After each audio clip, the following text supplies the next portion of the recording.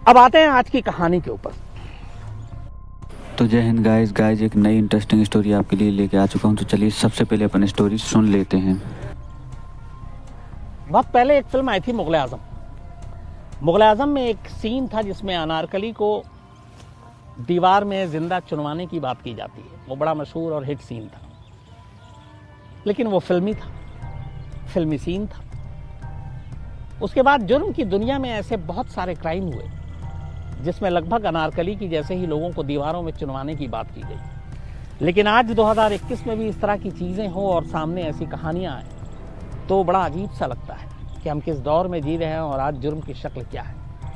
आज की कहानी एक ऐसी लड़की की कहानी है जिसकी लाश दीवार के अंदर से बरामद हुई, और उस कत्ल के पीछे की जो कहानी थी वो भी बेहद अजीब थी। बात है 15 जनवरी इसी साल, आज 26 जनवरी है, मतलब 11 दिन पहले की। महाराष्ट्र में एक जगह है पालघर, और वहाँ बीच में कुछ साधुओं के साथ क्राइम भी हुआ था। आपको कहानी मालूम होगी वो सारी, जब लिंचिंग हुई थी और 2 मासूम साधुओं की मौत हो गई थी।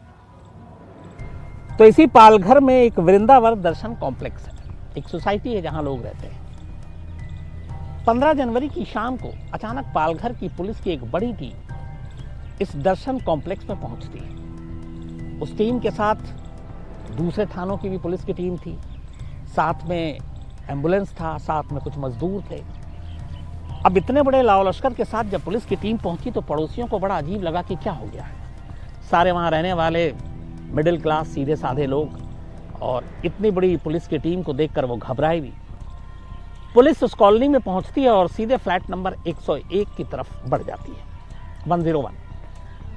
अब किसी को कुछ पता नहीं कि यहाँ हुआ क्या है, लेकिन पुलिस को देख के तमाम तरह की बातें हो रही हैं। फिर सवाल ये भी उठ रहा है कि एम्बुलेंस क्यों है, सवाल ये भी उठ रहा है कि ये फावड़ा, छेनी, हथौड़ी लेकर मजदूर क्या कर रहे हैं पुलिस के साथ। ये तमाम बातें और तमाम तरह की चीज़ें हो ही रही थी कि पुलिस की टीम 101 फ्लैट नंबर में दाखिल होती है। जब वो फ्लैट में दाखिल होती है तो थोड़ी देर के बाद पड़ोसियों के फ्लैट के अंदर से ठक ठक की आवाज़ सुनाई देती है। ऐसा लगता है तोड़फोड़ चल रहा है। काफ़ी देर तक तोड़फोड़ का काम चलता रहता है। इसके बाद थोड़ा वक्त गुजरता है, कुछ घंटे बीत जाते हैं। अचानक फ्लैट नंबर 101 से पुलिस की टीम, डॉक्टरों की टीम, जो उनके साथ मजदूर हैं, वो बाहर निकलते हैं, और उन्हीं के साथ साथ एक स्ट्रेचर पर एक कंकाल बाहर निकलता है। उसको देखकर लग रहा था कि इसकी मौत बहुत पहले हो चुकी है, बट ये कंकाल लड़की का है कि लड़का, ये अभी तक किसी को नहीं मालूम। पुलिस एम्बुलेंस में कंकाल को डालती है और लेकर चली जाती है। उसके बाद उसका टेस्ट होता है, डीएनए होता है। तो पहली चीज पता चल गई थी कि ये जो मौत हुई है ये करीब 1.5 महीने के आसपास पुरानी लाश है, जो कंकाल है। फिर डीएनए के जरिए ये भी पता चलता और बाकी उन चीजें कि ये मरने वाली लड़की है जिसकी उम्र करीब 30-32 साल है। अब जब ये बात पता चली तो पड़ोसी दंग रह गए, हैरान रह गए। इसके बाद धीरे धीरे अब कहानी सामने आती है। कहानी ये थी कि इसी पालघर में एक लड़की रहती थी और जिसका नाम था अमिता। 21 अक्टूबर 2020, पिछले साल, वो अपने घर से निकलती है और कहती है कि वो अपने बॉयफ्रेंड, जिसका नाम सूरज है, वो उसके साथ शॉपिंग करने जा रही है अपनी शादी के लिए। अब अमिता की कहानी ये है कि अमिता पालघर के एक मिडिल क्लास फैमिली की लड़की है और उसे एक सूरज नाम के लड़के से प्यार हो जाता है। पर सूरज के घर वाले शादी के लिए तैयार थे ना अमिता के घर वाले सूरज से उसकी शादी कराने को तैयार थे। बट ये दोनों साथ में रहते हैं, घूमते हैं, वक्त बिताते हैं। धीरे धीरे वक्त बीतता है, 6 साल बीत जाते हैं। 6 साल तक दोनों की दोस्ती रहती है, 6 साल दोनों में प्यार होता है। सूरज भी अमिता से प्यार करता, अमिता भी सूरज से प्यार करती। फर्क ये था कि अमिता सूरज से शादी करना चाहती थी और सूरज शादी के लिए तैयार नहीं था। इस बीच में इन दोनों के इस रिश्ते की चर्चा घर तक पहुंची। अमिता के घर वाले, इधर वक्त बीत रहा था, अमिता की उम्र भी 30 के पार हो गई थी, वो उसकी शादी कराना चाहते थे। उन्होंने लड़का भी देखना शुरू कर दिया। जब अमिता को ये बात पता चली तो उसने घर वालों से कहा कि वो शादी नहीं करेगी, और अगर शादी करेगी तो सिर्फ सूरज से करेगी। उसकी जिद के आगे आखिरकार घर वाले हार गए। सूरज में ऐसी कोई बुराई भी नहीं थी, अच्छा लड़का था, नौकरी पेशा था और शरीफ था। चूंकि बीच में अमिता कई बार सूरज को लेकर जिक्र कर चुकी थी अपने घर में, तो जब घर वालों ने देखा कि लड़का अच्छा है, शरीफ है, कमाता है, बेटी को खुश रखेगा, तो वो भी बेटी की खुशी के आगे टूट गए और उन्होंने कहा ठीक है, तुम्हारी जहां मर्जी तुम शादी करो। फिर उन्होंने कहा कि उस लड़के से तो मिला दो। इसके बाद एक दिन सूरज अमिता के घर पहुंचता है, उसके माँ बाप से मिलता है। अमिता के माँ बाप जो हैं उसके सामने सारी बातें बताते हैं और अमिता उनके सामने कहती है कि मैं सूरज से शादी करना चाहती हूँ। और सूरज को भी अमिता तैयार कर लेती है और अब सूरज अमिता के माँ बाप के सामने कहता है कि हाँ, वो एक दूसरे से प्यार करते हैं और वो उससे शादी करेगा। हालांकि सूरज ये भी कहता है कि उसके घर वाले इस शादी से नाखुश होंगे, इस रिश्ते से नाखुश होंगे, लेकिन फिर भी वो अमिता के साथ ही शादी करेगा।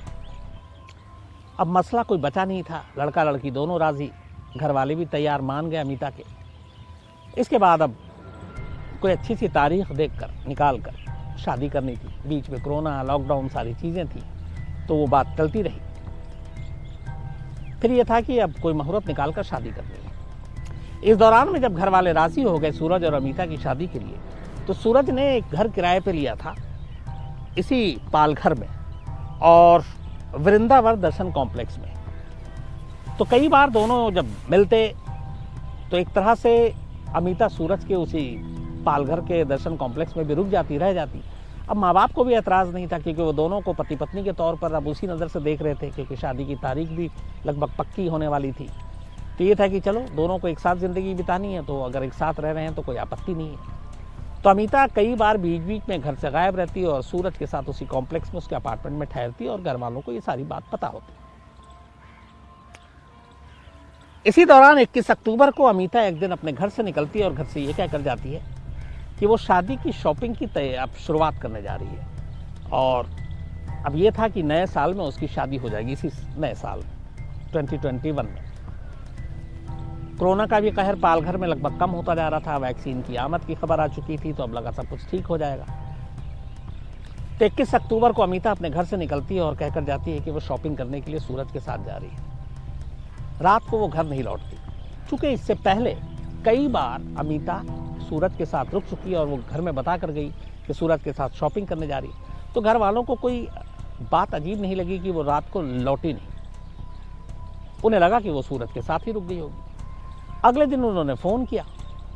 अगले दिन अमिता ने फ़ोन उठाया और उसने कहा कि वो बिज़ी है अभी बहुत ज़्यादा शॉपिंग और इसमें, तो जब भी वक्त मिलेगा मैं कॉल कर लूँगी, आप चिंता मत करो, मैं ठीक हूँ।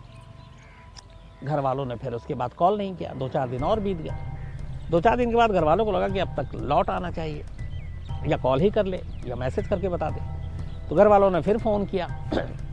फ़ोन वो उठाती नहीं, बीच में उधर से व्हाट्सअप या SMS कर देती कि मैं ठीक हूँ, बिज़ी हूँ, जब फ्री होंगी तब कॉल करूँगी। बात आई गई होगी। हफ्ता 10 दिन और बीत गया, लेकिन ये पहली बार हुआ। इससे पहले अमिता जब सूरज के पास जाती, रुकती, तो फिर बात भी करती, 2-4 दिन में लौट आती।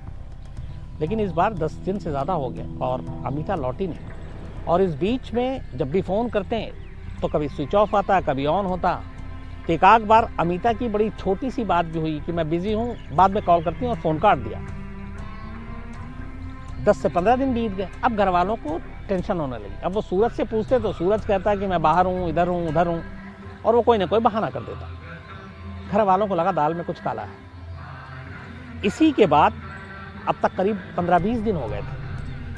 अमिता के भाई ने जाकर पालघर पुलिस स्टेशन में रिपोर्ट लिखा दी कि मेरी बहन है और ऐसे से 21 अक्टूबर से घर से निकली है और गायब है, और वो सूरज के साथ निकली थी।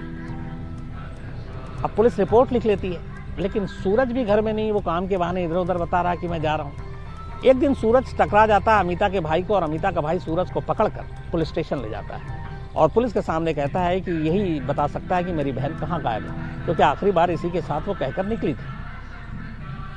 पुलिस अब रिपोर्ट लिखाने के बाद थोड़ी सी लापरवाह थी, लेकिन जब सूरज को सामने लेकर आता है और पुलिस को भी लगता है मामला कुछ गड़बड़ ना हो, इसके बाद पुलिस सूरज से सख्ती से पूछताछ करती है। सूरज लगातार टालता रहता है। वो कहता है कि वो कहीं चली गई, कुछ मामूली बात हो गई थी, मैं खुद बिजी था, लेकिन मुझे नहीं मालूम है अब कहाँ है। लेकिन फिर पुलिस अपने पेशेवर तरीके को अपनाती है, सख्ती करती है, और उस सख्ती में सूरज टूट जाता है। इसके बाद सूरज पुलिस से कहता है कि आपको अमिता का पता चाहिए, चलिए मेरे साथ। पुलिस टीम के साथ अब सूरज इसी दर्शन कॉम्प्लेक्स में पहुंचता है जो उसने किराए पर लिया था। वहां ले जाने के बाद वो पुलिस टीम को कुछ बातें बताता है। इसी के बाद तमाम मजदूर, एम्बुलेंस की गाड़ी इस दर्शन कॉम्प्लेक्स में पहुंचती है। सूरज के उस किराए के घर में जाने के बाद सूरज के कहने और इशारा देने पर पुलिस की मौजूदगी में मजदूर सूरज के बाथरूम के अंदर दाखिल होते हैं। और बाथरूम का जो छत है वो इस तरीके से बना हुआ था कि बहुत सारे कुछ डिज़ाइन बना लेते हैं जिसमें आपका ओरिजिनल छत छुप जाता है, उसके नीचे कुछ और आप बना लेते हैं। तो उसने इशारा किया, मजदूरों ने उसको तोड़ना शुरू किया। जब तोड़ना शुरू किया तो बाथरूम की छत, असली छत के नीचे एक और दीवार बनाई गई थी, उसको तोड़ा गया। ऊपर से एक कंकाल नीचे गिरता है। ये वही कंकाल था जिसको पुलिस लेकर गई थी, और ये कंकाल किसी और का नहीं बल्कि अमिता का था, क्योंकि अमिता की गुमशुदगी के 40 दिन के बाद खुदाई हुई थी और तब जाकर ये अमिता का कंकाल सामने आया था। अब ये देखकर सभी के हाथ पैर फूल जाते हैं। अब आगे की कहानी सूरज को बतानी थी, उसी को सुनानी थी कि अमिता जो घर से शॉपिंग के लिए निकली वो इस बाथरूम की छत में कैसे संभाली। इसके बाद सूरज मुंह खोलता है और पूरी कहानी बताता है। सूरज अमिता को प्यार तो करता था, उसके साथ रहना भी अच्छा लगता था, लेकिन वो अमिता से शादी नहीं करना चाहता था। और इधर जैसे जैसे वक्त बीत गए, 6 साल रिलेशनशिप को हो गए, अमिता फोर्स कर रही थी उसे शादी करने के लिए। और इसी ज़बरदस्ती की वजह से सूरज को मजबूरन अमिता के घर भी जाना पड़ा, माँ बाप से मिलना पड़ा, शादी के लिए हामी भरनी पड़ी। लेकिन वो शादी से बचना चाहता था। जब बहुत बात आगे बढ़ गई, अब घर वाले भी तैयार हो गए, अब उसके पास कोई बहाना बचा नहीं, तो इसके बाद अमिता और सूरज का झगड़ा होना शुरू हो गया। और सूरज को ये लगा कि अब शायद बात मुश्किल है अमिता को समझाना। अब उसे लगा कि अमिता से पीछा छुड़ाना पड़ेगा। तो पीछा कैसे छुड़ाए? इसी के बाद उसने शॉपिंग के बहाने अमिता को अपने कॉम्प्लेक्स में बुलाया, वहाँ उसका कत्ल किया।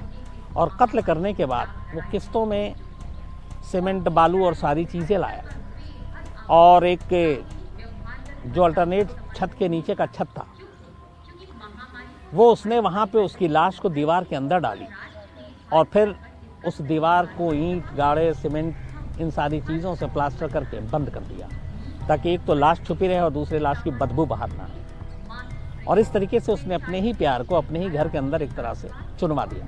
हालांकि उसने ये बताया कि उसने जिंदा नहीं चुनवाया था, बल्कि उसका पहले कत्ल किया था और उसके बाद लाश को दीवार के अंदर फिट कर दिया था। अब यहाँ तक की कहानी तो ठीक थी। सवाल ये था कि तुम इतना प्यार करते थे, 6 साल के रिलेशनशिप थे, और वो अगर शादी करने के लिए नहीं कर रही थी, तुम शादी ना करते, मारा क्यों? तो फिर एक और सच सामने आया। वो सच ये था कि सूरज पहले से शादीशुदा था, उसकी शादी हो चुकी थी, और ये बात उसने अमिता या उसके घर वाले को कभी नहीं बताया। अब उसे लगा कि उसका ये राज खुल जाएगा, क्योंकि शादी न करने की कोई वजह, कोई रीज़न बताना पड़ेगा, और इस चक्कर में वो मारा जाएगा, फंस जाएगा।